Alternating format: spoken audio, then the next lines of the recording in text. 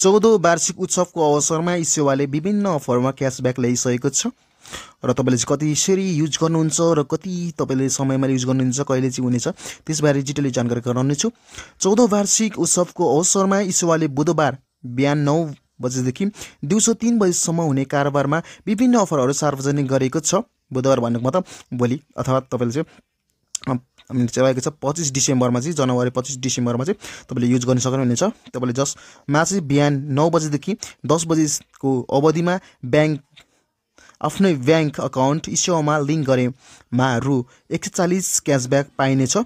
त्यसैगरी बिहान 10 बजेदेखि 11 बजेसम्म डायमन्ड अफर सञ्चालन हुनेछ, जसमा एक रिवार्ड पोइन्ट सहित 7 जना भाग्यशालीले विजेताले चाहिँ हिरा उपहार पाउने छन्।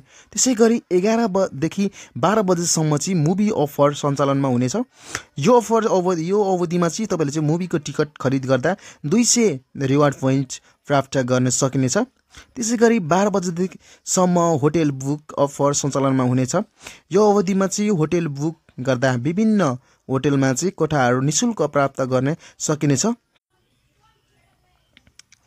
त्यस्तै तपाईले चाहिँ 1 बजेदेखि चाहिँ 2 बजेसम्म चाहिँ भौचर मेला अवर र सञ्चालनमा हुनेछ, जसमा विभिन्न किसिमको तपाईले डिस्काउन्ट भौचर प्राप्त गर्न सकिनेछ।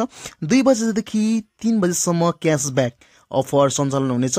यस अवधिमा मोबाइल टपअप भनेको मोबाइलमा रिचार्ज गर्दाखेरि एयरलाइन्स टिकट, इन्टरनेट, टिभीको बिल भुक्तानी, विद्युतीय महसुल भुक्तानीमा 14% क्यासब्याक प्राप्त गर्न सकिनेछ। त्यस्तै गरी 3 बजेदेखि 4 बजेसम्म चाहिँ मेरो सेयर अफर सञ्चालन हुनेछ। यो अवधिमा चाहिँ तपाईले चाहिँ रु 50 सम्मको 7% तपाईले चाहिँ क्यासब्याक तपाईले प्राप्त गर्न सकिनेछ।